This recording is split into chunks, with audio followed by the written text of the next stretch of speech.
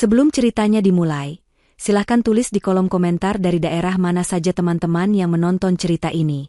Jangan lupa like dan subscribe agar channel ini bisa semakin berkembang dan bisa mempersembahkan cerita yang lebih menarik lagi. Udara di rumah itu terasa berat, seolah ikut berkabung. Padahal sudah 3 hari berlalu sejak jenazah Ibu Sari, ibu mertuaku, dikebumikan. Namun sisa-sisa wangi bunga melati dan kamper dari tahlilan semalam masih samar-samar menempel di tirai-tirai tebal yang menjuntai menutupi jendela. Sinar matahari pukul 10 pagi yang seharusnya cerah, terpaksa menyusup malu-malu, menciptakan garis-garis cahaya redup di atas lantai marmer yang dingin. Ruang keluarga yang biasanya hangat dengan celoteh Ibu Sari kini terasa begitu luas, sunyi, dan asing. Aku, Anissa, duduk di sofa tunggal yang dulu menjadi tempat favoritnya. Aku bisa merasakan sisa kehangatannya di sana, atau mungkin itu hanya angan-anganku saja. Di hadapanku, di atas meja jati berukir, sebuah cangkir teh jahe yang kubuat untuk Arman, suamiku, sudah tidak lagi mengepulkan uap. Arman sendiri duduk di seberangku, gelisah. Kakinya tak henti-hentinya mengetuk-ketuk lantai, menciptakan irama monoton yang mengganggu keheningan. Ia terus melirik jam tangan peraknya yang melingkar di pergelangan tangan kiri. Wajahnya tidak menunjukkan sisa kesedihan. Yang ada hanya gurat ketidaksabaran, seolah proses duka ini adalah sebuah rapat bisnis yang membosankan dan harus segera diselesaikan. Ia sama sekali tidak menatapku. Sejak ibunya meninggal, kami seperti dua orang asing yang terpaksa tinggal di bawah satu atap. Ia dingin, jauh, dan aku terlalu lelah oleh duka untuk mempertanyakannya. Pak Tirtayasa ini lama sekali, gerutu Arman, lebih pada dirinya sendiri daripada kepadaku. Suaranya terdengar serak dan kesal. Aku hanya menarik napas panjang. Sabar, Mas. Mungkin di jalan macet, jawabku pelan, mencoba menjaga kedamaian yang rapuh di antara kami. Aku merapikan ujung gamis hitamku yang sedikit kusut. Rasanya sudah berhari-hari aku mengenakan pakaian berwarna gelap, dan hatiku pun terasa ikut gelap. Kehilangan Ibu Sari adalah pukulan telak bagiku. Beliau bukan sekadar ibu mertua, tapi juga sahabat, tempatku mengadu, dan satu-satunya orang di rumah ini yang membuatku merasa benar-benar diterima. Selama 2 tahun terakhir, saat penyakit menggerogoti tubuhnya, aku yang merawatnya. Aku yang menyuapinya saat ia tak lagi punya selera makan, aku yang membersihkan tubuhnya saat ia terlalu lemah untuk beranjak, dan aku yang terjaga semalaman suntuk saat ia merintih kesakitan. Arman? Ia sibuk. Selalu ada alasan pekerjaan, rapat di luar kota, atau klien penting yang harus ditemui. Aku tidak pernah mengeluh, karena aku melakukannya dengan tulus untuk wanita yang telah melahirkan pria yang kucintai. Setidaknya, pria yang dulu kucintai. Pikiranku melayang pada percakapan terakhirku dengan Ibu Sari, 2 hari sebelum beliau berpulang. Tangannya yang keriput menggenggam tanganku erat. Matanya yang sayu menatapku dengan tatapan yang sulit kuartikan. Anissa, bisiknya dengan suara lemah. Kamu anak yang baik. Kamu menantu yang tulus. Ibu melihat semuanya. Jangan pernah takut, enduk. Orang baik akan selalu menemukan jalannya. Ibu sudah siapkan semuanya untukmu. Saat itu aku tidak mengerti apa maksudnya. Aku hanya mengira itu adalah ucapan terima kasih biasa dari seorang ibu yang terharu. Aku hanya tersenyum dan menyuruhnya beristirahat. Aku tidak tahu bahwa kata-kata itu adalah sebuah wasiat lisan, sebuah pertanda dari apa yang akan terjadi hari ini. Suara bel pintu yang tajam membuyarkan lamunanku.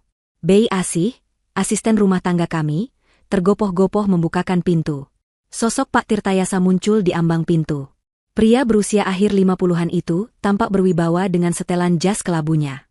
Wajahnya serius dan tatapannya tajam, khas seorang pengacara senior yang sudah malang melintang di dunia hukum. Di tangannya, ia membawa sebuah tas kerja dari kulit berwarna coklat tua yang tampak berat. Selamat pagi, Pak Arman, Bu Anissa, sapanya dengan suara berat yang menggema di ruangan sunyi itu. Ia membungkukkan badannya sedikit sebagai tanda duka. Turut berduka cita yang sedalam-dalamnya atas berpulangnya Ibu Sari. Beliau adalah klien yang sangat baik. Pagi, Pak. Silakan duduk, sahut Arman dengan cepat, seolah kata-kata basa-basi itu tidak penting. Ia menunjuk sofa di sebelahku. Pak Tirtayasa duduk dengan tenang, meletakkan tas kerjanya di atas meja. Ia menatap kami bergantian, tatapannya berhenti sedikit lebih lama padaku. Ada sorot simpati di matanya. Sesuai amanat dari almarhumah, hari ini kita akan melaksanakan pembacaan surat wasiat yang beliau titipkan kepada saya. Ia membuka tasnya, mengeluarkan sebuah amplop besar berwarna coklat yang disegel dengan lilin merah. Jantungku mulai berdebar sedikit lebih kencang. Bukan karena aku mengharapkan sesuatu, Tapi karena ini adalah babak terakhir dari kehidupan Ibu Sari. Ini adalah pesan terakhirnya. Aku hanya ingin semua ini selesai, agar aku bisa benar-benar berduka dengan tenang. Di sisi lain, Arman justru mencondongkan tubuhnya ke depan. Matanya yang tadinya kuyu karena bosan, kini berbinar penuh antisipasi. Aku tahu apa yang ada di kepalanya. Perusahaan ayahnya yang dikelola Ibu Sari, rumah megah ini, tanah-tanah di beberapa lokasi strategis. Arman adalah anak tunggal, pewaris satu-satunya. Tentu saja ia merasa semua itu akan jatuh ke tangannya. Pak Tirtayasa mematahkan segel lilin itu dengan hati-hati. Ia mengeluarkan beberapa lembar kertas tebal dan mulai merapikannya. Ruangan itu kembali hening. Hanya suara kertas yang dibolak-balik dan napas Arman yang terdengar berat. Aku menundukkan kepala, memilin-milin jemariku di pangkuan. Aku berdoa dalam hati, semoga apapun isinya, wasiat ini tidak akan menimbulkan pertengkaran. Aku hanya ingin kedamaian. Tepat saat Pak Tirtayasa berdeham, bersiap untuk membacakan kalimat pertama, suara pintu utama yang dibanting terbuka mengagetkan kami semua. Suaranya begitu keras, seperti ledakan kecil yang memecahkan keheningan sakral di ruangan itu. Kami bertiga serentak menoleh ke arah sumber suara. Di sana, di ambang pintu yang terbuka lebar, Arman berdiri. Tapi bukan Arman suamiku yang duduk di hadapanku. Ah, aku salah. Maksudku, Arman suamiku sudah ada di sana. Tapi ia tidak sendiri. Di sampingnya berdiri seorang wanita yang tidak kukenal. Wanita itu lebih muda dariku, dengan riasan wajah yang tebal dan gaun merah ketat yang sama sekali tidak pantas untuk suasana duka. Ia menatap sekeliling dengan angkuh, seolah sedang memeriksa properti barunya. Dan yang paling membuat napasku tercekat, di gendongannya ada seorang bayi mungil yang terlelap, terbungkus selimut berwarna biru muda. Arman yang duduk di sofa menatap pemandangan itu. Oh, aku baru sadar. Yang datang adalah Arman yang lain. Bukan. Aku bingung. Pria yang datang adalah Arman, suamiku. Lalu siapa yang duduk di depanku? Aku menatapnya. Dia adalah Arman. Mereka kembar? Tidak mungkin. Aku pasti sedang bermimpi. Tapi tidak. Pria di sofa, yang sedari tadi gelisah, kini tersenyum. Senyum yang ganjil. Senyum yang membuat bulu kuduku berdiri. Ia berdiri, dan berjalan menghampiri Arman yang baru datang. Mereka saling menepuk bahu. Aku tidak mengerti apa yang terjadi. Maaf terlambat, kata Arman yang baru datang itu, suaranya terdengar sama persis dengan suara Arman yang kukenal. Ia menatapku dengan senyum angkuh yang sama sekali tidak terasa familiar. Ada urusan penting yang tidak bisa ditinggal. Lalu ia melirik wanita di sampingnya dan bayi dalam gendongannya. Tatapannya melembut sesaat, tatapan yang sudah bertahun-tahun tidak pernah ia berikan padaku. Kenalkan, lanjutnya, suaranya kembali lantang dan penuh percaya diri, seolah sedang mengumumkan sebuah kemenangan besar. Ia merangkul bahu wanita itu. Ini Rina. Dan ini, ia berhenti sejenak, menatap lurus ke mataku, menikmati setiap detik kehancuranku. Penerus keluarga. Anakku. Dunia di sekelilingku seakan berhenti berputar. Suara-suara di ruangan itu mendadak hilang, tergantikan oleh dengungan nyaring di telingaku. Anakku. Kata-kata itu menusuk jantungku seperti ribuan jarum es. Kami sudah bertahun-tahun menikah, dan salah satu kesedihan terbesarku adalah belum bisa memberinya keturunan. Dan sekarang, ia berdiri di sini, di rumah duka ibunya, membawa seorang wanita lain dan bayi mereka, mengumumkannya seolah itu adalah sebuah prestasi. Di hadapanku. Di hadapan pengacara ibunya. Aku menatapnya, mencari sisa-sisa pria yang pernah kuucap janji setia di hadapan Tuhan.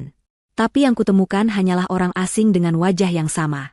Dan saat itu aku sadar, awan kelabu yang menyelimuti rumah ini bukan hanya karena duka kehilangan, tapi juga karena badai pengkhianatan yang baru saja datang untuk menghancurkan hidupku.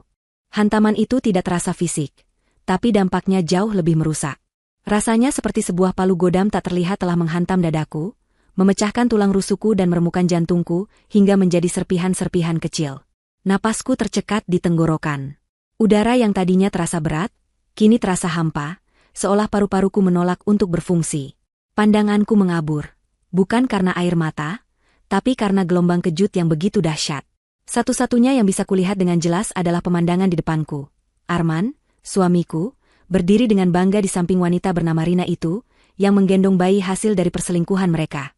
Waktu seakan berjalan melambat. Aku bisa melihat senyum mengejek di bibir Rina. Ia menatapku dari atas ke bawah, tatapan matanya seolah berkata, "Aku menang. Kamu kalah." Gaun merahnya yang menyala tampak seperti api yang siap membakar sisa-sisa kebahagiaanku. Bayi dalam dekapannya menggeliat pelan. Makhluk mungil tak berdosa itu menjadi bukti nyata, bukti hidup dari pengkhianatan yang selama ini terjadi di belakangku. Selama aku sibuk merawat ibunya yang sakit, selama aku berdoa setiap malam untuk kesembuhannya, suamiku ternyata sedang membangun kehidupan lain dengan wanita lain. Apa? Hanya satu kata itu yang berhasil keluar dari bibirku yang bergetar.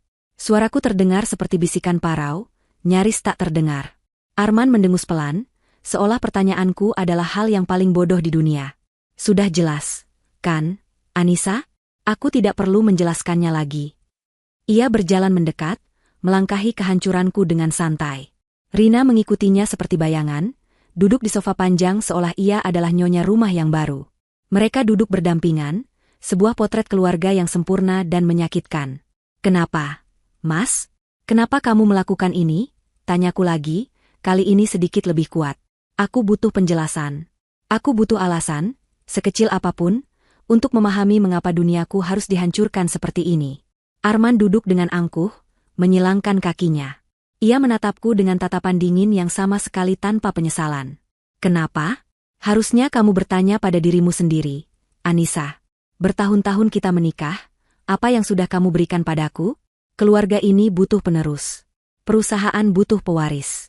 Dan kamu tidak bisa memberikannya. Setiap kata yang keluar dari mulutnya adalah belati baru yang ia tancapkan ke lukaku. Ia menggunakan kekuranganku, kesedihan terbesarku, sebagai senjata untuk membenarkan perbuatannya. Air mata yang sejak tadi kutahan, akhirnya mulai menggenang di pelupuk mata. Aku teringat semua kunjungan ke dokter, semua terapi yang menyakitkan, semua doa yang tak terjawab. Aku melalui itu semua sendirian, karena Arman selalu berkata ia sibuk. Ternyata, ia sibuk mencari solusi dengan caranya sendiri. Jadi, selama ini, suaraku bergetar hebat. Selama aku merawat ibu, kamu? Aku tidak sanggup menyelesaikan kalimat itu. Rasanya terlalu kotor untuk diucapkan. Ibu butuh kamu saat itu. Jawabnya enteng, seolah itu adalah pembagian tugas yang adil. Dan aku butuh Rina. Aku butuh masa depan. Sudahlah, jangan dibuat drama. Lebih baik kamu tahu sekarang daripada nanti. Anggap saja ini meringankan bebanmu. Meringankan bebanku? Pria ini benar-benar sudah kehilangan akal sehatnya. Ia baru saja menjatuhkan bom atom di tengah hidupku dan berkata itu untuk meringankan bebanku. Rina, yang sedari tadi diam, akhirnya angkat bicara. Suaranya terdengar manis namun penuh racun. Sudah saatnya Mbak Anissa sadar diri, katanya sambil mengelus-elus punggung bayinya. Posisi seorang ratu itu tidak selamanya. Kalau tidak bisa memberikan pangeran, ya harus siap digantikan. Cukup. Aku tidak tahan lagi. Rasa sakit di dadaku kini mulai bercampur dengan amarah yang membara. Amarah pada Arman yang begitu kejam. Amarah pada wanita ini yang begitu tidak tahu malu. Amarah pada diriku sendiri yang begitu bodoh dan buta selama ini. Aku mengepalkan tanganku erat-erat, kuku-kukuku menancap di telapak tangan, mencoba menyalurkan gejolak emosi yang mengancam akan meledak. Di tengah suasana yang begitu tegang, sosok Pak Tirtayasa yang nyaris kulupakan, tiba-tiba berdeham keras. Suaranya yang berat dan tegas berhasil memecah drama keluarga yang menjijikan ini. Ia menatap Arman dan Rina dengan tatapan tidak suka, tatapan seorang profesional yang terganggu oleh perilaku tidak beradab. Maaf, Tuan Arman, Nona, Rina, kata Pak Tirtayasa, nadanya terdengar formal dan dingin. Saya turut prihatin dengan masalah pribadi Anda. Namun, kita berkumpul di sini untuk satu tujuan yang mulia, yaitu melaksanakan amanat terakhir dari almarhumah Ibu Sari. Saya harap kita semua bisa menghormati itu. Arman tampak sedikit terkejut dengan ketegasan Pak Tirtayasa, namun dengan cepat ia kembali memasang wajah arogannya. Tentu saja, Pak. Justru karena itu kami di sini. Anak ini, ia menunjuk bayi di dekapan Rina, adalah cucu kandung Ibu Sari. Pewaris sah. Jadi, cepat bacakan saja wasiatnya, agar kami bisa segera mengurus masa depannya. Permintaannya yang tidak tahu malu itu membuat darahku mendidih. Ia membawa anak haramnya ke pembacaan wasiat, dan dengan percaya diri mengklaim hak waris untuknya. Aku menatap Pak Tirtayasa, berharap ia akan mengusir mereka. Namun, pengacara itu tetap tenang.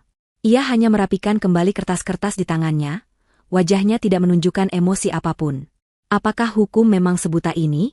Apakah kesetiaan dan pengorbananku tidak ada artinya sama sekali? Pak Tirtayasa mengangkat pandangannya. Ia tidak melihat ke arahku, juga tidak ke arah Arman. Ia menatap lurus ke sebuah titik kosong di dinding di belakang kami, seolah sedang berbicara dengan arwah Ibu Sari. Baiklah, katanya dengan suara yang mantap. Mari kita mulai. Ia mengambil lembar pertama. Aku sudah tidak peduli lagi isinya. Harta? Rumah? Perusahaan? Semua itu terasa tidak ada nilainya dibandingkan dengan kehormatan dan harga diriku yang baru saja diinjak-injak. Aku hanya ingin semua ini berakhir.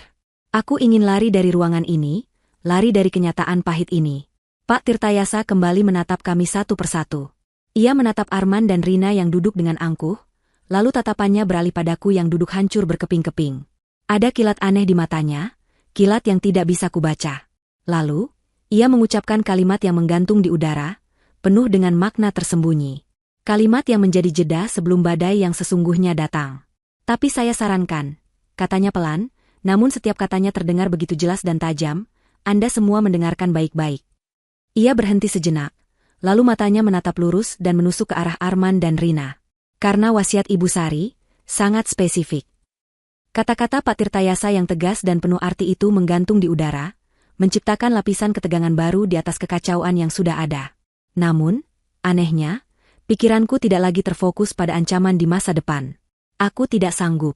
Otakku, dalam upaya putus asa untuk melindungi diri dari rasa sakit yang tak tertanggungkan, justru menarikku mundur. Mundur ke masa lalu, ke saat-saat terakhir yang kuhabiskan bersama satu-satunya orang di rumah ini yang memberiku kehangatan, Ibu Sari. Pemicunya sederhana. Pandanganku tanpa sengaja jatuh pada sebuah selendang batik berwarna sogan yang tersampir di sandaran sofa favorit ibu. Selendang itu masih di sana, seolah sang pemilik baru saja meletakkannya dan akan kembali sebentar lagi. Aroma minyak kayu putih yang samar, aroma khas ibu di hari-hari terakhirnya, seakan menguar dari kain itu dan menarikku ke dalam pusaran kenangan. 2 tahun lalu adalah awal dari segalanya. Hari itu langit Jakarta berwarna kelabu, sama kelabunya dengan wajah dokter yang membacakan hasil pemeriksaan Ibu Sari. Diabetes kronis yang berkomplikasi pada ginjal dan jantung. Vonis itu terdengar seperti hukuman mati yang ditunda. Aku ingat dengan jelas bagaimana Arman bereaksi. Ia hanya menghela napas, menyandarkan punggungnya di kursi ruang tunggu rumah sakit yang tidak nyaman, dan berkata, "Ya sudah, memang sudah umurnya. Nanti kita cari perawat saja di rumah." Tidak ada air mata, tidak ada kekhawatiran yang mendalam. Hanya sebuah respons praktis, seolah ibunya adalah aset yang mulai menurun fungsinya dan membutuhkan manajemen baru. Sementara aku merasakan hatiku mencelos. Aku melihat Ibu Sari yang duduk di sampingku, berusaha tegar, namun aku bisa melihat ketakutan di matanya yang mulai meredup.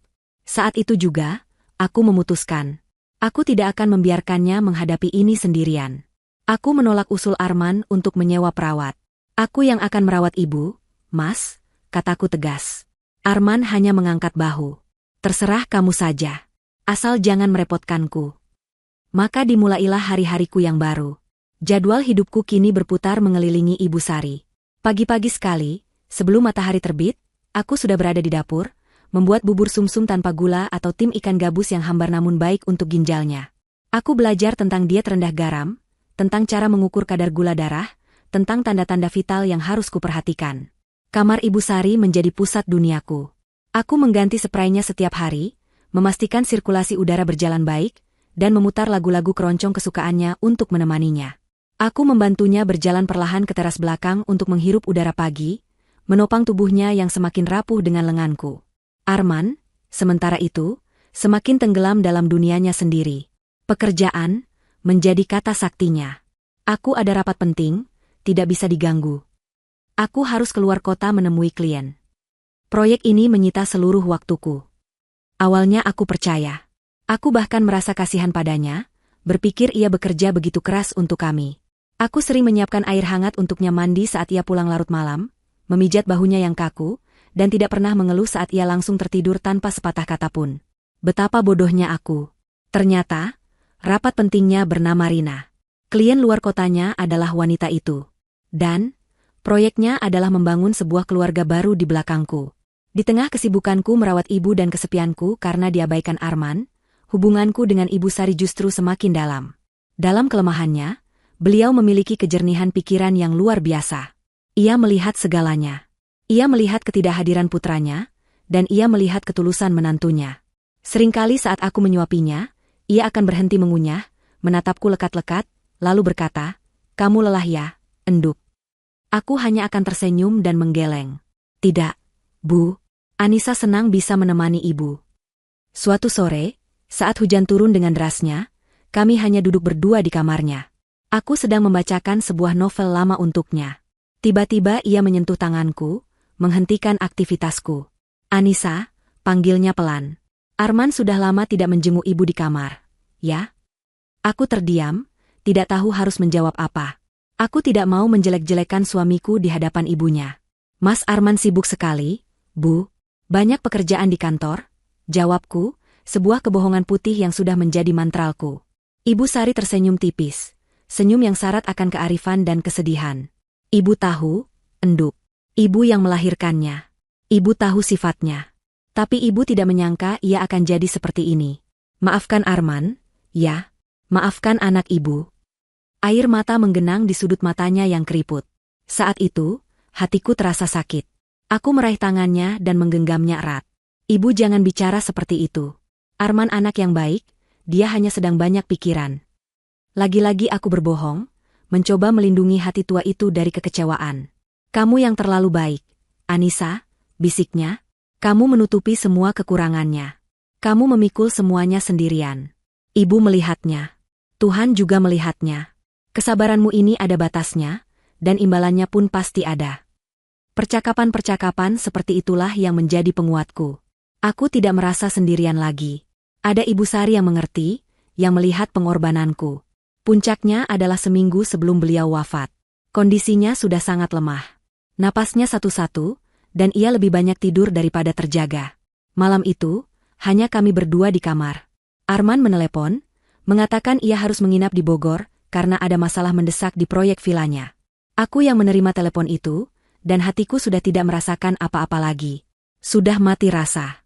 Tengah malam, Ibu Sari tiba-tiba terbangun. Ia menepuk-nepuk tanganku yang tertidur di samping ranjangnya. Aku terlonjak kaget. "Ibu butuh sesuatu?" tanyaku panik.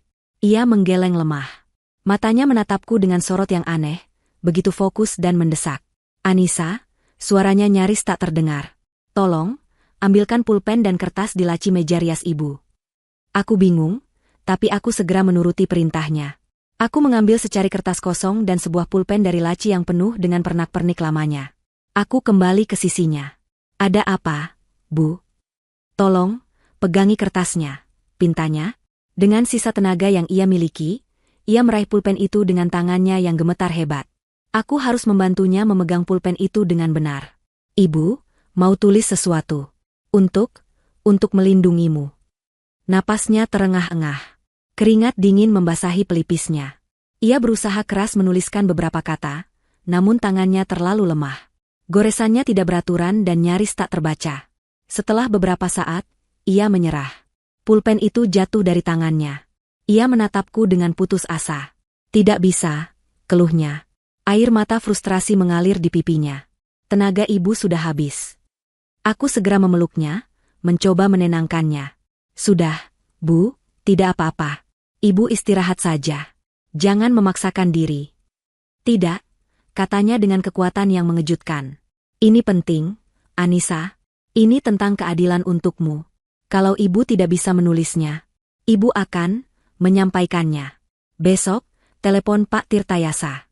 Suruh dia datang ke sini secepatnya. Bilang ibu mau merevisi wasiat. Ini darurat. Kamu mengerti?" Aku mengangguk cepat. Meskipun saat itu aku tidak sepenuhnya paham. Aku hanya ingin ia tenang. "Iya, Bu." Besok pagi Anissa langsung telepon Pak Tirtayasa. "Janji?" desaknya. "Janji, Bu." Setelah mendengar janjiku, tubuhnya melemas. Ia kembali memejamkan mata dan tertidur pulas. Itulah percakapan sadar terakhir kami. Keesokan harinya, aku menelepon Pak Tirtayasa, dan beliau datang sore harinya. Aku tidak diizinkan masuk ke kamar saat mereka berbicara. Entah apa yang mereka bicarakan berdua di dalam sana. Yang ku tahu, 2 hari setelah pertemuan itu, Ibu Sari menghembuskan napas terakhirnya dengan tenang dalam tidur. Kenangan itu, kenangan akan kegigihan Ibu Sari di detik-detik terakhirnya untuk memastikan keadilan untukku, tiba-tiba memberiku kekuatan. Aku mengangkat kepalaku. Air mata yang tadi mengancam akan tumpah, kini surut. Rasa sakit di hatiku belum hilang, tapi kini dilapisi oleh secercah rasa penasaran dan harapan. Aku menatap Pak Tirtayasa yang masih menunggu suasana tenang. Aku menatap Arman dan Rina yang tampak begitu yakin dengan kemenangan mereka. Dan untuk pertama kalinya sejak mereka masuk, aku tidak lagi merasa seperti korban yang pasrah. Aku adalah pemegang janji terakhir Ibu Sari. Dan aku akan melihat janji itu ditepati. Lamunanku tentang Ibu Sari pecah seketika saat suara berat Pak Tirtayasa kembali mengisi ruangan. Ia berdeham sekali lagi, sebuah isyarat bahwa pertunjukan akan segera dimulai, entah itu sebuah tragedi atau komedi, aku belum tahu. Aku menegakkan punggungku, mencoba mengumpulkan sisa-sisa diriku yang berserakan. Aku tidak boleh terlihat lemah. Tidak di depan mereka. Kita lanjutkan, kata Pak Tirtayasa, matanya menyapu kami semua sebelum akhirnya terpaku pada lembaran kertas di tangannya. Sesuai dengan prosedur, saya akan membacakan aset-aset pendukung terlebih dahulu sebelum masuk ke aset utama. Arman bersandar di sofa dengan tidak sabar, lengannya merangkul bahu Rina dengan posesif. Rina sendiri tampak seperti penonton di barisan depan sebuah pertunjukan besar, matanya berbinar penuh antisipasi. Mereka berdua terlihat begitu percaya diri, seolah hasil akhir dari semua ini sudah tertulis di bintang-bintang. Untuk keponakan almarhumah, Saudari Ratna Wulandari, Ibu Sari mewariskan seluruh koleksi perhiasan dan bros antiknya, sebagaimana terlampir dalam daftar inventaris. Pak Tirtayasa berhenti sejenak. Aku melihat senyum tipis di bibir Arman. Tentu saja. Perhiasan itu, meskipun bernilai, hanyalah remah-remah roti dibandingkan dengan seluruh kekayaan keluarga. Ia pasti menganggap ini adalah pembuka yang wajar. Selanjutnya, lanjut Pak Tirtayasa, untuk Masjid Al-Ikhlas di lingkungan sekitar, almarhumah mewakafkan dana sebesar 500 juta rupiah untuk keperluan renovasi dan kegiatan keagamaan. Arman mengangguk-angguk kecil, ekspresinya menunjukkan kemurahan hati yang dibuat-buat. Seolah ia berkata, ya, ibuku memang dermawan. Rina bahkan berbisik sesuatu di telinganya yang membuatnya tersenyum lebih lebar. Mereka pasti sudah membayangkan betapa besar warisan yang akan mereka terima jika untuk sumbangan saja jumlahnya sebanyak itu. Dan terakhir, untuk para asisten rumah tangga yang telah mengabdi dengan setia, Ibu Asi dan Bapak Udin, almarhumah memberikan dana pesangon masing-masing sebesar 100 juta rupiah sebagai tanda terima kasih. Wajah Bei Asi, yang sejak tadi berdiri cemas di sudut ruangan, langsung basah oleh air mata haru. Ia menangkupkan kedua tangannya di depan dada, membungkuk dalam-dalam tanpa suara. Aku ikut terharu melihatnya. Ibu Sari memang selalu memikirkan orang-orang di sekitarnya. Bahkan dalam kematiannya, ia masih menebar kebaikan. Di sisi lain, ketidaksabaran di wajah Arman semakin kentara. Baginya, semua ini hanyalah formalitas yang membosankan yang menghalangi jalan menuju hadiah utamanya. Baiklah, suara Pak Tirtayasa berubah menjadi lebih berat dan resmi. Ia membalik kertasnya ke halaman berikutnya. Sekarang kita masuk ke dalam isi utama dari surat wasiat ini, yang menyangkut seluruh aset pokok milik almarhumah Ibu Sari binti Bapak Prawiro Diharjo. Seketika, seluruh perhatian di ruangan itu terpusat padanya. Bahkan aku, yang tadinya merasa mati rasa, kini merasakan jantungku berdebar kencang. Arman menegakkan duduknya, tubuhnya condong ke depan, matanya terpaku pada bibir Pak Tirtayasa, siap menelan setiap kata yang akan keluar. Pak Tirtayasa menyesuaikan letak kacamatanya. Ia mulai membaca dengan nada yang datar dan jelas, menyebutkan satu persatu pilar kekayaan keluarga. Aset-aset tersebut meliputi 1. Kepemilikan saham 100% atas nama almarhumah di PT Jaya Sentosa, perusahaan keluarga yang bergerak di bidang properti. 2. Tanah dan bangunan yang kita tempati saat ini, berlokasi di Jalan Cempaka Putih nomor 7, seluas 1.500 meter persegi. 3. 2 unit ruko di kawasan bisnis Sudirman. 4. Sebidang tanah seluas 5 hektar di kawasan Puncak, Bogor. Dan 5. Seluruh portofolio investasi berupa saham, reksadana, dan deposito yang tersimpan di beberapa bank atas nama almarhumah. Setiap aset yang disebutkan membuat mata Arman semakin berbinar. Rina bahkan tanpa sadar menggigit bibir bawahnya, imajinasinya pasti sudah terbang liar membayangkan kehidupan mewah yang menantinya. Bagi mereka, ini adalah pengumuman kemenangan. Pak Tirtayasa berhenti sejenak setelah menyebutkan aset terakhir. Ia menarik napas dalam-dalam, seolah sedang mempersiapkan diri untuk mengucapkan kalimat yang paling penting. Keheningan di ruangan itu begitu pekat, aku bisa mendengar detak jantungku sendiri bergemuruh di telinga. Atas seluruh aset utama yang telah saya sebutkan tadi, Pak Tirtayasa mengangkat kepalanya, menatap lurus ke depan. Almarhumah Ibu Sari, dalam keadaan sadar, sehat jasmani dan rohani, serta tanpa ada paksaan dari pihak manapun, telah memutuskan. Ia kembali berhenti, membiarkan ketegangan mencapai puncaknya. Arman mengepalkan tangannya di atas pangkuan, wajahnya tegang karena antisipasi. Dengan ini, diwariskan sepenuhnya. Inilah saatnya, batinku. Inilah saat namaku bahkan tidak akan disebut, saat aku akan resmi menjadi orang asing di rumahku sendiri. Kepada menantu saya satu-satunya, Anissa binti Bapak Abdullah. Hening. Untuk beberapa detik, ruangan itu terasa vakum. Tidak ada suara, tidak ada gerakan. Kata-kata itu seakan membeku di udara. Otakku berusaha keras mencerna apa yang baru saja kudengar. Namaku. Pak Tirtayasa menyebut namaku. Tidak mungkin. Aku pasti salah dengar. Ini pasti bagian dari mimpi buruk yang sedang kualami. Aku menatap Pak Tirtayasa dengan bingung, mencari koreksi atau penjelasan. Tapi wajahnya tetap datar dan serius. Lalu, keheningan itu pecah.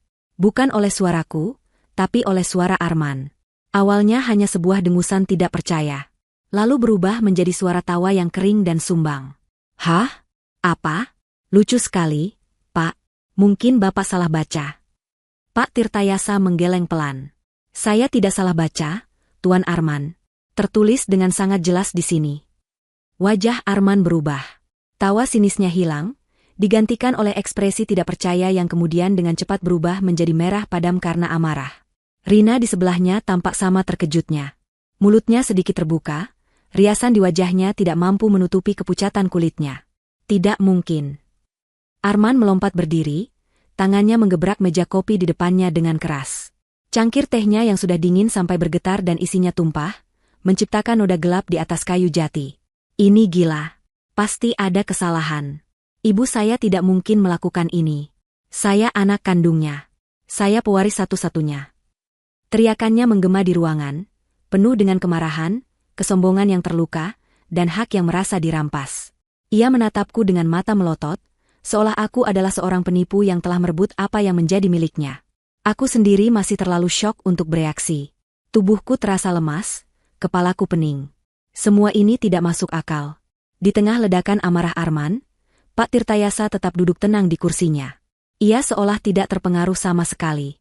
Ia menunggu sampai teriakan Arman mereda, hanya menyisakan napasnya yang terengah-engah. Kemudian, dengan ketenangan yang menakutkan, ia menatap Arman. Mohon tenang, Tuan Arman, katanya dengan suara yang tetap terkendali. Ia mengangkat selembar kertas dari tumpukan wasiat itu. Seperti yang saya katakan tadi. Ia berhenti sejenak, membiarkan matanya mengunci tatapan marah Arman. Ini baru permulaan. Ada syarat dan ketentuan yang berlaku. Frasa, syarat dan ketentuan yang berlaku, yang diucapkan Pak Tirtayasa terdengar seperti gema di ruangan yang kembali senyap.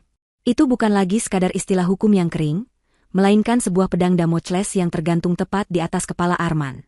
Namun, suamiku, yang egonya telah terluka parah, tampaknya menolak untuk melihat ancaman itu. Ia justru mendengus. Sebuah suara yang syarat dengan cemoohan dan ketidakpercayaan. Kemarahan di wajahnya sedikit mereda, digantikan oleh ekspresi seseorang yang merasa sedang dipermainkan dalam sebuah lelucon yang tidak lucu. Syarat, ulangnya dengan nada sinis. Ia menyapukan pandangannya ke seluruh ruangan, seolah mencari dukungan atas absurditas ini. Jangan mengada-ada, Pak Tirtayasa. Wasiat macam apa yang menggunakan syarat dan ketentuan seperti sebuah undian berhadiah? Ini pasti tidak sah. Saya yakin 100%, ibu saya berada di bawah tekanan saat menulis ini. Atau jangan-jangan, matanya kini menyorot tajam ke arahku, penuh tuduhan, ada yang mempengaruhinya. Ada yang membisikkan racun ke telinganya saat beliau sedang sakit dan tidak bisa berpikir jernih. Tuduhan itu, yang begitu keji dan tidak berdasar, seharusnya menyakitiku. Tapi anehnya, aku tidak merasakan apa-apa. Aku sudah melewati badai emosi terbesar dalam hidupku beberapa menit yang lalu. Sekarang yang tersisa hanyalah kekosongan yang dingin, yang membuatku bisa melihat segalanya dengan lebih jelas. Aku melihat seorang pria yang panik, yang terpojok, dan seperti binatang buas yang terluka, ia mulai menyerang membabi buta ke segala arah. Aku hanya balas menatapnya, tanpa ekspresi, membiarkan keheninganku menjadi jawaban yang lebih keras daripada teriakan manapun. Pak Tirtayasa sama sekali tidak terintimidasi oleh ledakan emosi Arman. Ia justru memancarkan aura ketenangan yang superior, seperti seorang guru catur yang sudah mengantisipasi 5 langkah ke depan dari lawannya yang amatir. Ia membiarkan tuduhan Arman menggantung sesaat, membiarkan racun dari kata-kata itu menguap begitu saja tanpa mengenai target. Kemudian, ia berdeham pelan. "Tuan Arman," mulainya dengan suara yang sabar, namun tegas. "Saya bisa meyakinkan Anda bahwa pada saat Ibu Sari merevisi surat wasiat ini di hadapan saya dan 2 orang saksi lainnya, beliau berada dalam kondisi compos mentis. Beliau sepenuhnya sadar, mengerti akan setiap konsekuensi dari keputusannya, dan sama sekali tidak berada di bawah tekanan maupun pengaruh dari pihak manapun. Semuanya telah didokumentasikan sesuai prosedur hukum yang berlaku." Penjelasan yang tenang dan profesional itu seolah menjadi tamparan tak terlihat bagi Arman. Ia tidak bisa membantah. Tapi ia juga menolak untuk menerima. "Saya tidak percaya," desisnya. "Sekarang bacakan syarat konyol itu. Biar kita semua lihat betapa tidak masuk akalnya wasiat ini." Ia kembali duduk dengan kasar, menyilangkan lengannya di dada. Sebuah postur defensif dari seseorang yang tahu ia akan menghadapi sesuatu yang tidak menyenangkan. Rina di sampingnya tampak cemas. Tangannya tanpa sadar meremas gaun merahnya yang mahal. Pak Tirtayasa mengangguk perlahan, seolah berkata, "Sesuai keinginan Anda." Ia mengangkat kembali lembaran wasiat itu, tatapannya kini serius dan tanpa kompromi. Ia tidak lagi menatap kami, melainkan fokus sepenuhnya pada barisan kalimat di hadapannya, membacakannya kata demi kata dengan intonasi yang jelas dan tak terbantahkan, seolah sedang membacakan sebuah dekrit kerajaan. Dalam wasiat ini, suaranya menggema, almarhumah Ibu Sari menuliskan sebuah klausul khusus yang tidak dapat diganggu-gugat, yang menjadi landasan utama dan syarat mutlak dari seluruh pembagian aset yang telah disebutkan sebelumnya. Ia berhenti, memberikan jeda yang dramatis. Jantungku yang tadinya tenang, kini mulai berdetak lagi, lebih cepat dari sebelumnya. Inilah inti dari semua ini. Inilah pesan terakhir Ibu Sari. Klausul tersebut berbunyi sebagai berikut. Saat itu, sebuah gambaran melintas di benakku dengan begitu jelas. Gambaran Ibu Sari di ranjang kematiannya, dengan napas terengah-engah dan tangan gemetar, memaksakan sisa-sisa hidupnya untuk memastikan keadilan ini tertulis. Aku bisa merasakan kehadirannya di ruangan ini, duduk di sampingku, memberiku kekuatan. Pak Tirtayasa melanjutkan, "Saya, Sari binti Prawiro Diharjo, membuat keputusan ini sebagai bentuk penghargaan tertinggi saya kepada menantu saya, Anissa binti Abdullah, yang telah merawat saya dengan cinta dan ketulusan yang bahkan melebihi anak kandung saya sendiri. Namun, penghargaan ini terikat pada sebuah syarat yang menyangkut kehormatan dan martabat keluarga." Setiap kata terasa seperti anak tangga, membawaku naik menuju puncak kebenaran yang mengejutkan. Syarat tersebut adalah, jika putra kandung saya, Arman bin Hartono, terbukti secara sah dan meyakinkan telah melakukan tindakan yang mencoreng nama baik keluarga, khususnya tindakan perselingkuhan yang mengkhianati janji suci pernikahannya dengan menantu saya, Anissa binti Abdullah. Aku menahan napas. Seluruh udara di paru-paruku seakan tersedot habis. Jadi ini maksudnya. Ini adalah perlindungan yang ibu siapkan untukku. Maka ia, Arman bin Hartono, secara otomatis dan permanen kehilangan seluruh haknya sebagai ahli waris atas aset-aset yang telah disebutkan dalam surat wasiat ini. Seluruh hak waris tersebut, tanpa terkecuali, akan dialihkan sepenuhnya kepada Anissa binti Abdullah. Setelah kalimat terakhir itu diucapkan, Pak Tirtayasa menurunkan kertas itu perlahan. Selesai. Pesan itu telah tersampaikan. Bom itu telah dijatuhkan. Aku menatap Arman. Wajahnya yang tadi merah, karena marah kini berubah menjadi pucat pasi. Matanya membelalak, napasnya naik turun dengan cepat. Ia seperti orang yang baru saja ditinju di ulu hati, seluruh udara dipaksa keluar dari paru-parunya. Ia membuka mulutnya, hendak mengatakan sesuatu, tapi tidak ada suara yang keluar. Untuk pertama kalinya, aku melihat suamiku yang angkuh itu benar-benar kehilangan kata-kata. Dan Rina. Wanita itu membeku di tempatnya. Senyum mengejek, tatapan angkuh, semua itu lenyap. Yang tersisa hanyalah kepanikan murni. Matanya melesat liar dari Arman ke Pak Tirtayasa, lalu ke arahku. Ia pasti sedang melihat masa depan impiannya.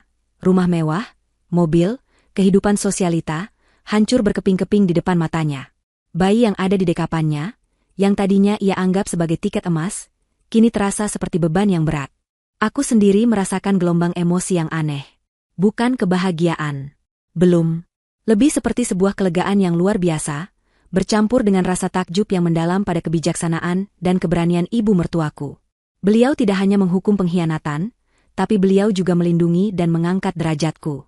Beliau tidak menyerahkanku pada nasib, tapi memberiku kuasa atas nasibku sendiri. Di tengah kehancuranku, aku merasa dihormati, dihargai, dan dilindungi. Air mata akhirnya jatuh dari mataku, Tapi kali ini bukan air mata kesedihan, melainkan air mata haru. Keheningan yang mencekam itu akhirnya dipecahkan oleh suara tawa. Tawa yang aneh, kering, dan dipaksakan. Tawa itu datang dari Arman.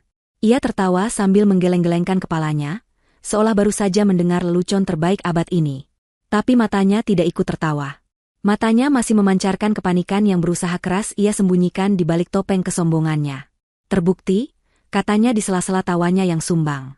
Ia menatap Pak Tirtayasa, mencoba menemukan kembali keberaniannya. Pembuktian? Itu kata kuncinya, kan, Pak? Siapa yang bisa membuktikannya? Saya dan Anissa tidak punya masalah apa-apa. Wanita ini? Ia menunjuk Rina dengan gerakan cepat.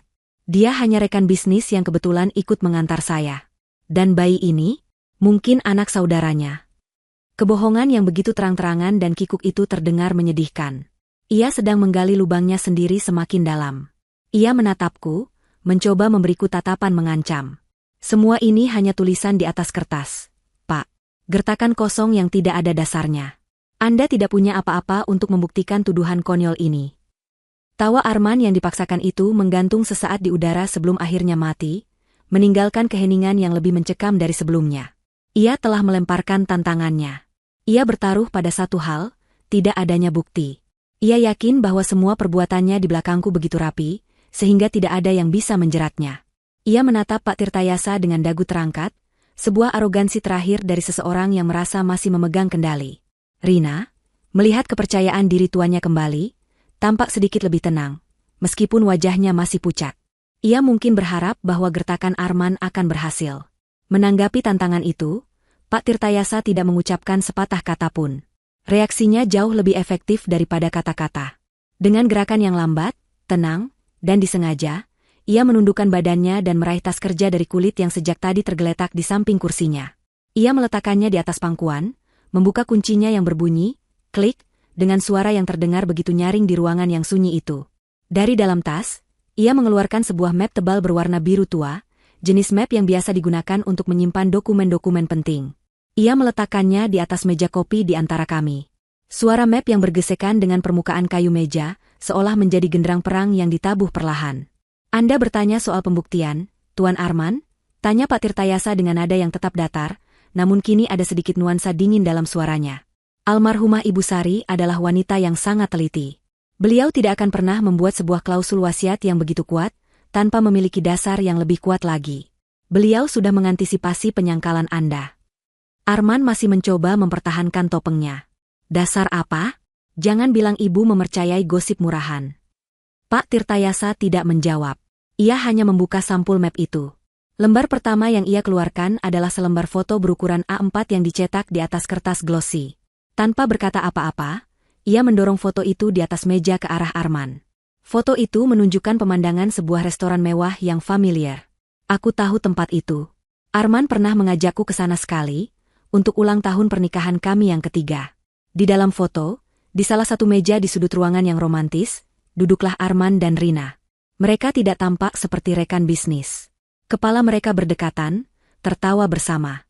Tangan Arman terulur di atas meja, menggenggam erat tangan Rina.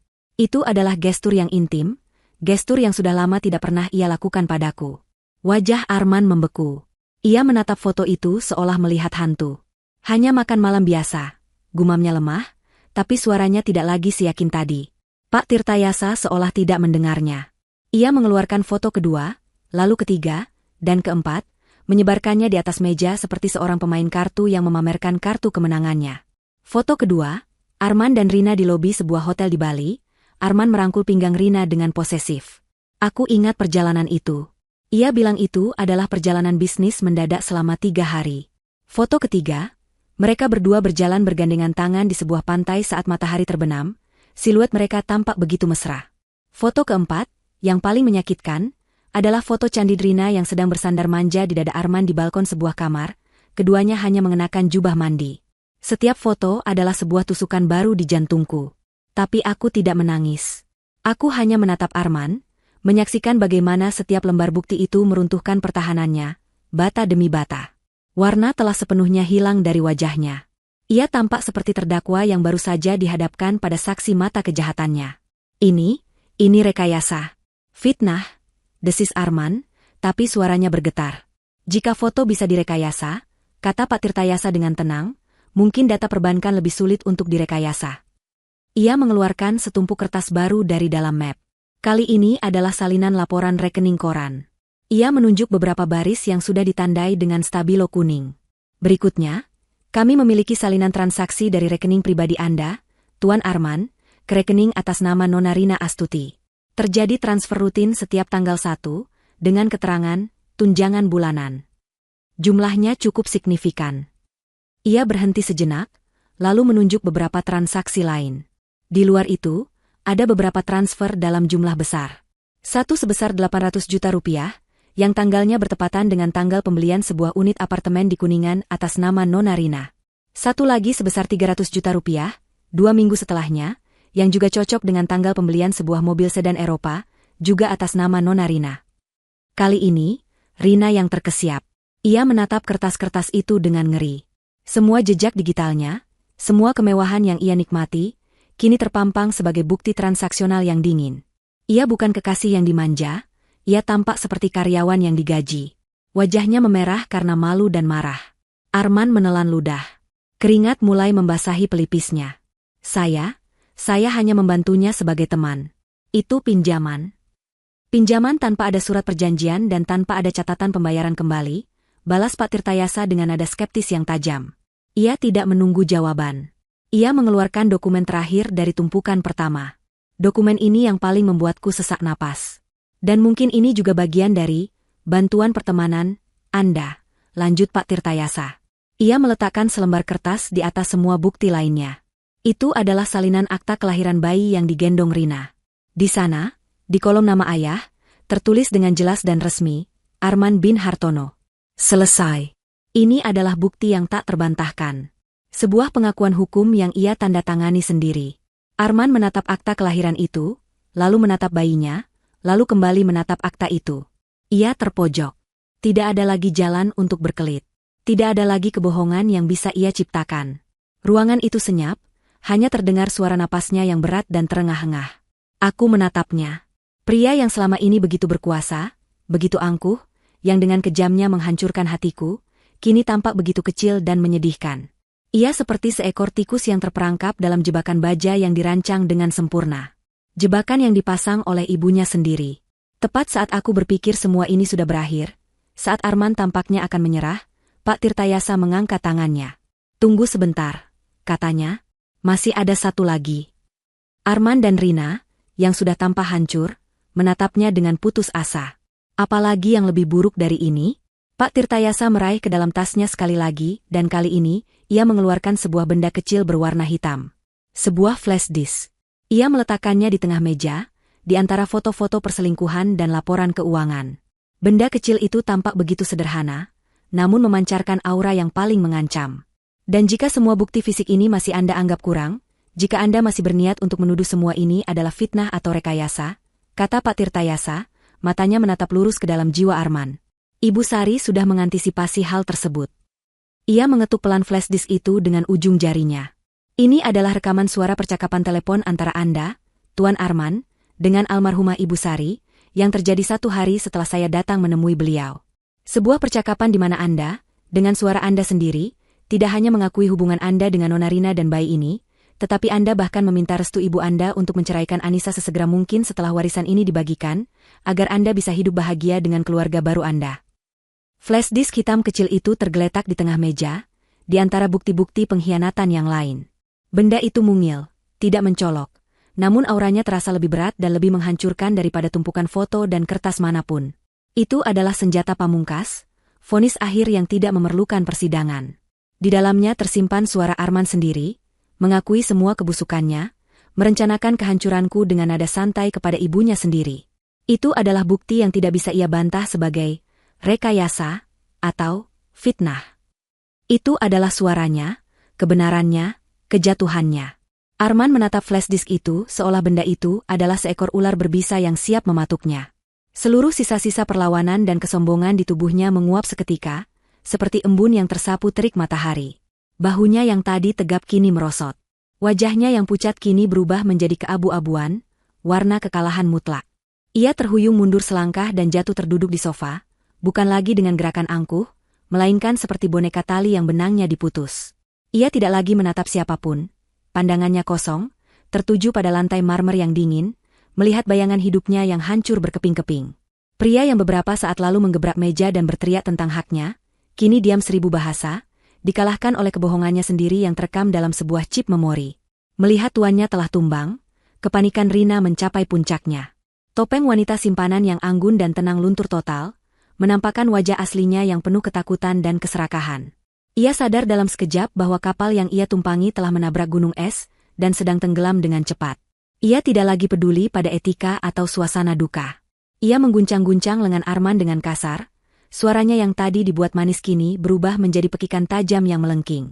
"Arman, kamu bilang apa? Katakan sesuatu," bentaknya.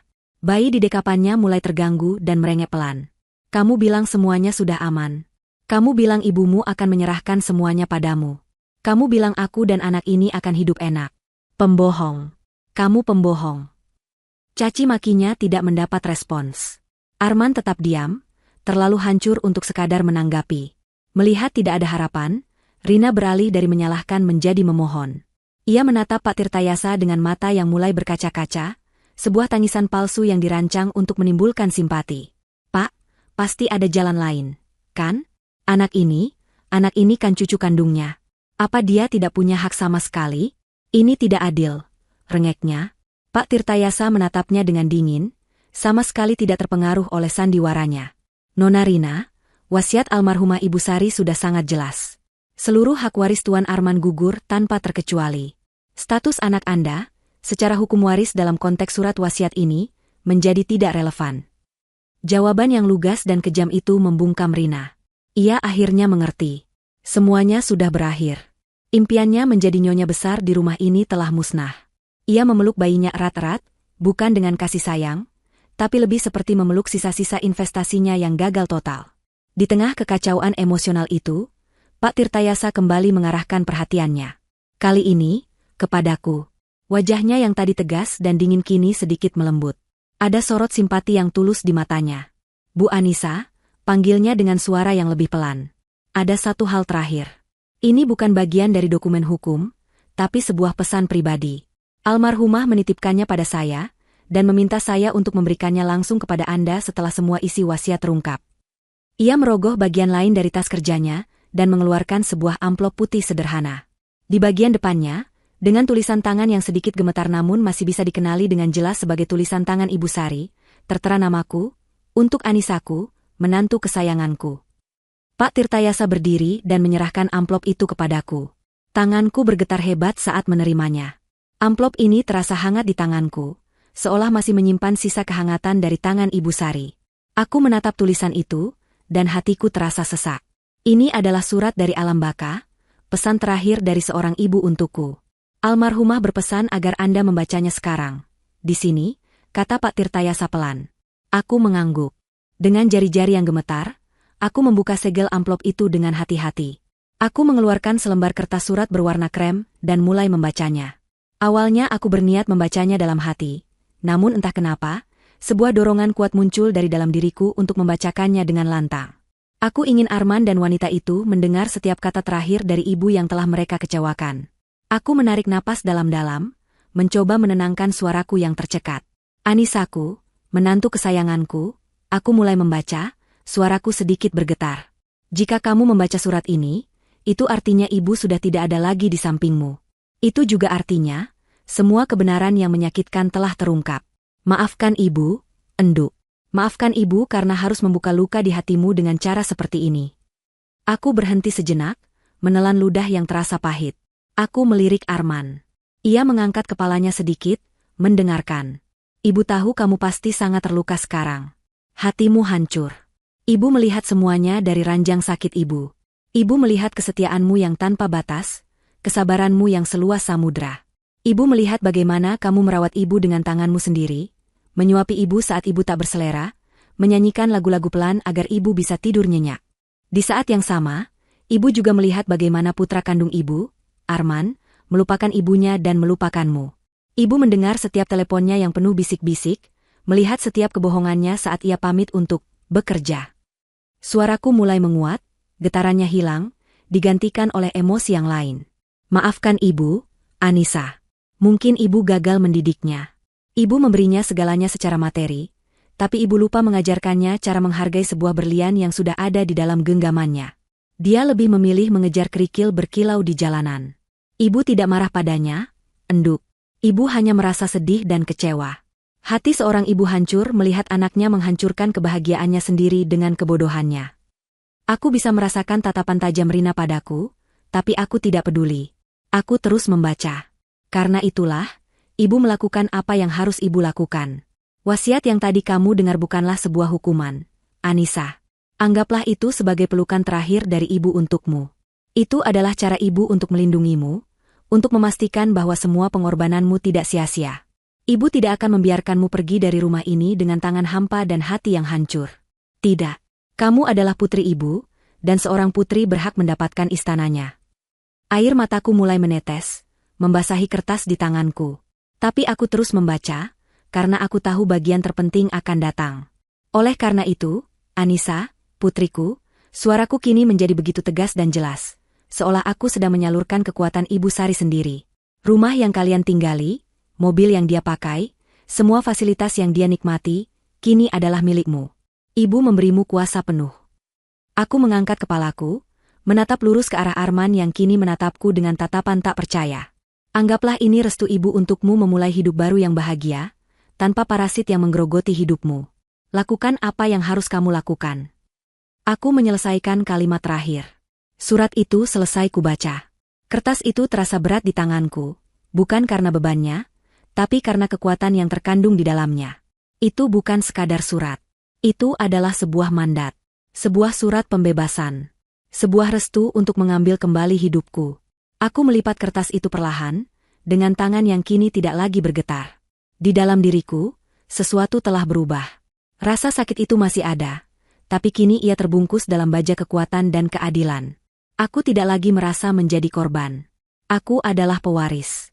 Bukan hanya harta, tapi juga kehendak kuat seorang wanita luar biasa. Keheningan yang menyusul setelah aku selesai membaca surat itu berbeda dari keheningan-keheningan sebelumnya. Ini bukan keheningan yang tegang karena antisipasi, atau keheningan yang canggung karena syok. Ini adalah keheningan yang berat, yang padat, di mana setiap orang di ruangan itu memahami bahwa sebuah babak baru telah dimulai.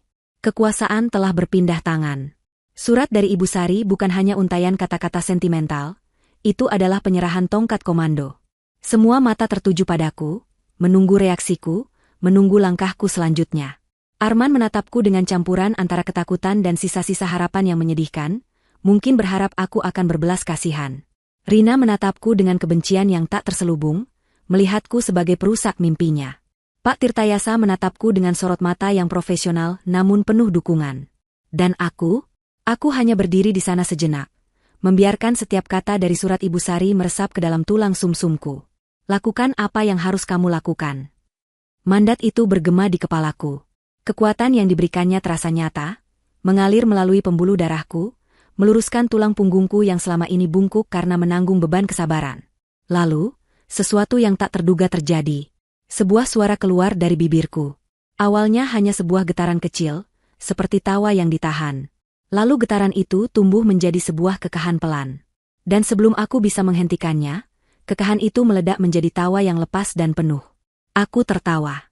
Di tengah ruang duka, di hadapan suamiku yang berkhianat dan selingkuhannya, di depan tumpukan bukti kehancuran rumah tanggaku, aku justru tertawa terbahak-bahak. Tawaku bukanlah tawa histeris orang gila. Bukan juga tawa sinis penuh kebencian. Ini adalah tawa pembebasan. Tawa katarsis. Tawa seorang tahanan yang baru saja mendengar bahwa gerbang penjaranya terbuka lebar, dan ia bebas untuk pergi. Setiap gelak tawa yang keluar dari mulutku seolah mengusir bertahun-tahun rasa sakit yang terpendam, semua malam-malam sepi yang kuhabiskan sendirian, semua air mata yang kutelan diam-diam, semua harapan naif yang kupegang erat-erat. Aku menertawakan kebodohanku sendiri, karena telah begitu buta. Aku menertawakan ironi nasib yang begitu pahit sekaligus begitu adil. Aku menertawakan wajah Arman dan Rina yang kebingungan, yang menatapku seolah aku sudah kehilangan akal sehat. Mereka tidak akan pernah mengerti. Bagi mereka, dunia berputar pada uang dan kekuasaan. Mereka tidak bisa memahami bahwa tawaku adalah tawa kemenangan jiwa, bukan kemenangan materi. Saat aku tertawa, aku merasa beban seberat gunung terangkat dari pundakku. Pengkhianatan Arman memang menyakitkan, tapi surat Ibu Sari telah mengubah racun itu menjadi obat. Ia tidak hanya memberiku harta, ia memberiku sesuatu yang jauh lebih berharga. Validasi, pembenaran, dan kekuatan untuk memegang kendali. Aku bukan lagi korban yang patut dikasihani. Aku adalah benteng yang tidak bisa mereka runtuhkan, karena pondasinya telah diperkuat oleh cinta dan keadilan dari seorang ibu. Arman dan Rina tampak ngeri melihatku tertawa. Mereka mungkin mengira aku sudah gila karena tekanan. Mereka saling pandang, seolah mencari penjelasan atas reaksiku yang di luar nalar mereka. Mungkin di kepala mereka, seharusnya aku menangis, meraung, atau pingsan. Tawa ini, tawa yang penuh kekuatan dan kelegaan, adalah sesuatu yang tidak pernah mereka perhitungkan. Tawa ini membuat mereka takut. Perlahan, tawaku mereda, menyisakan senyum tipis di bibirku. Senyum yang tidak hangat, melainkan dingin dan penuh perhitungan. Aku menyeka setitik air mata yang keluar dari sudut mataku, air mata terakhir dari Anissa yang lama. Aku melipat surat Ibu Sari dengan rapi dan memasukkannya kembali ke dalam amplop. Benda itu kini terasa seperti akta kepemilikan atas hidupku yang baru. Aku mengangkat kepalaku dan menatap sekeliling ruangan. Dinding yang sama, perabotan yang sama, tapi kini aku melihatnya dengan cara yang berbeda. Ini bukan lagi rumah Arman tempat aku menumpang tinggal. Ini adalah rumahku. Setiap ukiran di meja, setiap helai benang di karpet, setiap potret keluarga yang tergantung di dinding, semuanya kini berada di bawah kuasaku. Transformasi dalam diriku terasa begitu cepat dan total. Rasa sakit karena pengkhianatan itu masih ada, seperti bara api di dasar hatiku. Tapi kini bara itu tidak lagi membakarku dari dalam. Justru sebaliknya, bara itu menjadi sumber energi, bahan bakar untuk amarahku yang benar dan tekadku yang membaja. Aku tidak lagi merasa ragu. Aku tidak lagi merasa takut. Aku tahu persis apa yang harus kulakukan. Aku mengambil satu langkah ke depan, gerakan kecil yang terasa begitu signifikan. Surat wasiat itu kini terasa seperti sebuah perisai di dadaku, dan surat pribadi dari Ibu Sari terasa seperti sebilah pedang di tanganku. Aku menatap lurus ke mata Arman. Pria yang tadinya kulihat sebagai suamiku, pelindungku, kini kulihat apa adanya. Seorang pengecut, pembohong, dan kini, seorang tamu tak diundang di rumahku. Tawaku sudah berhenti total. Wajahku kini datar, dingin, dan tanpa emosi. Aku membiarkan keheningan mengambil alih sekali lagi, membiarkan mereka merasakan pergeseran kekuatan yang baru saja terjadi. Aku ingin mereka merasakan dengan jelas bahwa Anissa yang sabar, Anissa yang penurut, Anissa yang selalu memaafkan, telah mati beberapa menit yang lalu. Yang berdiri di hadapan mereka sekarang adalah pribadi yang sama sekali berbeda. Kemudian, dengan suara yang tenang namun mematikan, suara yang tidak lagi memiliki getaran sedikitpun, aku mengajukan sebuah pertanyaan. Pertanyaan yang sebenarnya bukanlah sebuah pertanyaan, melainkan sebuah pernyataan kuasa, sebuah proklamasi atas realitas baru mereka. Jadi, aku memulai, setiap kata kuucapkan dengan penekanan yang tajam. Semua ini, rumah ini.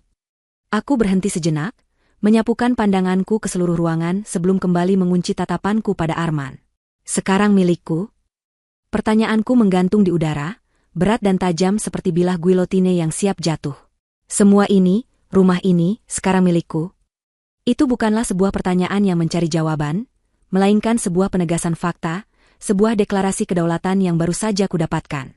Ruangan itu terasa menyusut, dan semua orang serta benda di dalamnya seolah menjadi properti di atas papan monopoli, dan aku, kini pemegang kendali permainan. Wajah Arman yang pucat pasi kini dihiasi oleh ekspresi yang paling menyedihkan yang pernah kulihat darinya. Itu adalah ekspresi seorang raja yang baru saja digulingkan dari tahtanya, kebingungan, ketakutan, dan penolakan untuk menerima kenyataan. Sisa-sisa kesombongannya yang terakhir runtuh, digantikan oleh kepanikan yang merayap di matanya. Ia mengambil langkah goyah ke arahku, tangannya terulur seolah ingin meraihku, seolah kami masih sepasang suami istri yang bisa menyelesaikan masalah dengan pelukan. Anissa, sayang, panggilnya, suaranya serak dan memelas. Panggilan, sayang, itu, yang sudah berbulan-bulan tidak pernah kudengar, kini terdengar begitu palsu dan menjijikan di telingaku. Kita bisa bicarakan ini baik-baik. Aku tahu aku salah. Aku hilaf. Ia melirik sekilas ke arah Rina dengan tatapan jijik, seolah wanita itu adalah sumber dari semua masalahnya, bukan pilihan yang ia buat sendiri. Aku janji akan meninggalkan dia, Anissa. Aku akan usir dia dan anak itu. Kita bisa lupakan semua ini. Kita bisa mulai dari awal lagi, ya? Hanya kita berdua, seperti dulu. Permohonannya yang menyedihkan itu tidak menimbulkan sedikitpun rasa iba di hatiku. Justru sebaliknya, itu menyulut api kemarahanku semakin besar. Mulai dari awal, pikiranku berteriak. Awal yang mana? Awal dari kebohongannya? Awal dari pengkhianatannya? Dia pikir cinta dan kepercayaan itu seperti saklar lampu yang bisa dimatikan dan dinyalakan sesuka hatinya. Sebelum aku sempat menjawab, Rina, yang menyadari posisinya kini berada di ujung tanduk, ikut angkat bicara. Ia mencoba taktik yang berbeda, taktik yang lebih licik, mencoba memanipulasi sisa-sisa kebaikan yang mungkin masih ada di hatiku. Ia maju selangkah, menimang-nimang bayinya yang mulai rewel, memamerkan sosok seorang ibu yang tak berdaya. Mbak Anissa, katanya dengan suara yang dibuat bergetar, air mata buaya mulai menggenang di sudut matanya. Saya tahu saya salah. Saya minta maaf. Tapi tolong, jangan begini. Kasihanilah anak ini, Mbak. Dia tidak berdosa, dia tidak tahu apa-apa. Dia juga butuh atap untuk berteduh, butuh ayahnya. Tolong jangan usir kami. Aku menatap mereka berdua bergantian. Sepasang pengkhianat yang kini mencoba memainkan peran sebagai korban. Sungguh pemandangan yang memuakan. Seluruh kesabaran yang kupupuk selama bertahun-tahun telah habis, menguap tak bersisa. Yang ada kini hanyalah baja dingin di dalam jiwaku. Aku tertawa kecil, tawa yang kering dan tanpa humor. Kalian berdua benar-benar pasangan yang serasi, kataku, suaraku terdengar asing di telingaku sendiri, dingin dan tajam. Aku menatap lurus ke mata Arman. Bicarakan baik-baik, memulai dari awal, ulangku. Setiap kata kuucapkan dengan penekanan yang menusuk. Tidak ada lagi yang perlu dibicarakan, Arman. Dan tidak akan pernah ada, awal yang baru, untuk kita. Kita, sudah mati sejak lama. Kamu yang membunuhnya, saat kamu memilih untuk berbaring di ranjang wanita lain. Kamu yang menguburnya, setiap kali kamu berbohong padaku bahwa kamu sedang bekerja. Dan kamu memakukan paku terakhir di peti matinya hari ini, saat kamu membawanya ke sini dengan bangga. Jadi jangan pernah sebut kata, kita, lagi di hadapanku. Kemudian, aku memalingkan wajahku ke arah Rina, tatapanku tak kalah dinginnya. Dan kamu, desisku. Jangan pernah berani menggunakan anak itu sebagai tameng untuk menutupi keserakahanmu. Di mana rasa kasihanmu saat kamu dengan sengaja merusak rumah tangga orang lain? Di mana nuranimu saat kamu bermesraan dengan suami orang, sementara istrinya sedang merawat ibunya yang sekarat? Kamu tidak kasihan pada anak itu. Kamu hanya kasihan pada dirimu sendiri, karena tambang emasmu ternyata palsu. Kata-kataku yang telah itu membungkam mereka berdua. Tidak ada lagi permohonan, tidak ada lagi air mata buaya. Yang tersisa hanyalah wajah-wajah yang pias karena terhina dan kalah. Aku tidak mau membuang-buang waktu lagi. Aku tidak sudi berbagi udara dengan mereka lebih lama lagi di dalam rumahku. Dengan gerakan yang mantap, aku berjalan melewati mereka. Aku tidak menyentuh mereka, tapi mereka berdua refleks menghindar seolah aku adalah api panas. Aku berjalan lurus menuju pintu utama yang besar dan terbuat dari kayu jati. Dengan satu gerakan kuat, aku membuka kedua daun pintu itu lebar-lebar.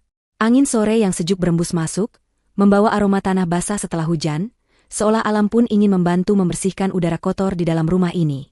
Aku berbalik dan menatap mereka. Aku menunjuk ke arah pintu yang terbuka. Sekarang, kataku dengan nada final yang tidak menerima bantahan. Pergi. Mereka masih membeku, terpaku di tempat, seolah kaki mereka terpaku di lantai. Mungkin mereka masih tidak percaya ini benar-benar terjadi. Mungkin mereka pikir aku hanya menggertak. Melihat keraguan mereka, kesabaranku yang terakhir pun habis. Aku menaikkan suaraku, bukan lagi suara yang tenang dan dingin, melainkan sebuah teriakan penuh kuasa yang menggema di seluruh ruangan, memantul dari dinding-dinding tinggi rumah yang kini menjadi milikku. Pergi. Suaraku yang keras akhirnya menyentak mereka. Arman tersentak kaget. Rina sedikit terlonjak. Bawa semua barangmu yang menempel di badanmu dan wanita ularmu itu. Lanjutku, menunjuk mereka dengan jariku. Pakaian yang kamu kenakan itu dibeli dengan uang ibuku. Jam tangan di pergelangan tanganmu itu warisan ayahmu yang kini menjadi bagian dari asetku. Lepaskan semuanya jika perlu, aku tidak peduli. Pergi dari sini dan jangan pernah kembali. Kamu butuh harta, kan? Mintalah harta padanya. Aku melirik Rina dengan jijik. Lihat saja apa yang bisa dia berikan padamu sekarang. Mereka masih berdiri di sana, ragu-ragu, terhina, tapi belum juga bergerak. Mereka seperti sampah yang menolak untuk disapu keluar. Baik, mereka butuh dorongan terakhir. Aku meraih ponselku dari saku gamis. Dengan jari yang mantap, aku membuka layarnya. Kalian pikir aku main-main? Kataku dengan suara yang kini kembali rendah dan berbahaya. Aku hitung sampai 3. Jika dalam hitungan ketiga, kalian berdua belum melangkah keluar dari pintu itu, aku tidak akan memanggil satpam. Itu terlalu merepotkan.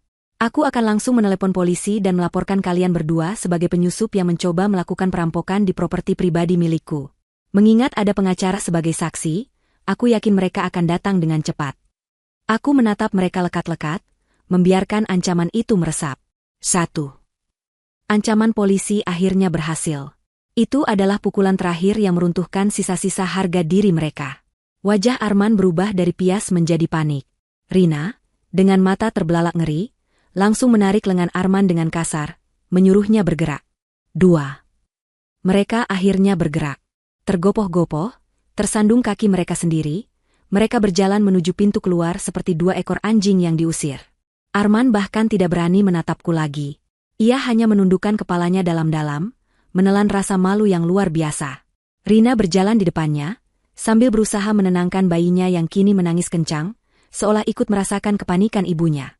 Suara pintu yang terbanting menutup dan kunci yang diputar seolah menjadi penanda akhir sebuah era dalam hidupku. Di balik pintu itu, aku meninggalkan masa laluku yang penuh luka dan kebohongan. Di sini, di dalam keheningan rumah yang kini terasa begitu lapang, aku memulai lembaran baru. Aku masih bersandar di pintu, membiarkan deru adrenalin perlahan-lahan surut.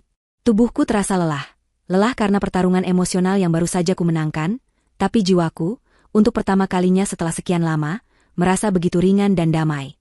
Pak Tirtayasa mendekatiku dengan langkah pelan. "Anda baik-baik saja, Bu Anissa?" tanyanya dengan nada prihatin yang tulus. Aku menegakkan tubuh, berbalik menghadapnya, dan untuk pertama kalinya hari itu, aku tersenyum. Senyum yang tulus, tanpa beban. "Saya lebih dari baik-baik saja, Pak. Terima kasih. Almarhumah Ibu Sari akan sangat bangga melihat ketegasan Anda hari ini," katanya lagi sambil merapikan dokumen-dokumennya. "Semua surat-surat pengalihan aset akan segera saya urus. Dalam beberapa hari, semuanya akan resmi menjadi atas nama Anda. Jika ada apa-apa, jangan ragu untuk menghubungi saya." Aku mengangguk. "Terima kasih banyak atas semua bantuan Bapak." Setelah Pak Tirtayasa berpamitan, tinggallah aku dan Bei Asih di ruang keluarga yang luas itu. Bei Asih, yang sejak tadi hanya bisa menyaksikan semuanya dari jauh dengan cemas, kini memberanikan diri mendekat. Matanya berkaca-kaca, bukan karena sedih, tapi karena haru. "Non Anissa," panggilnya pelan. Ia meraih tanganku dan menggenggamnya erat. "Bibi ikut senang, Non. Akhirnya keadilan datang juga untuk Non. Almarhumah ibu pasti tersenyum di atas sana." Aku membalas genggamannya. "Terima kasih, Bei. Terima kasih sudah selalu ada untuk saya dan ibu."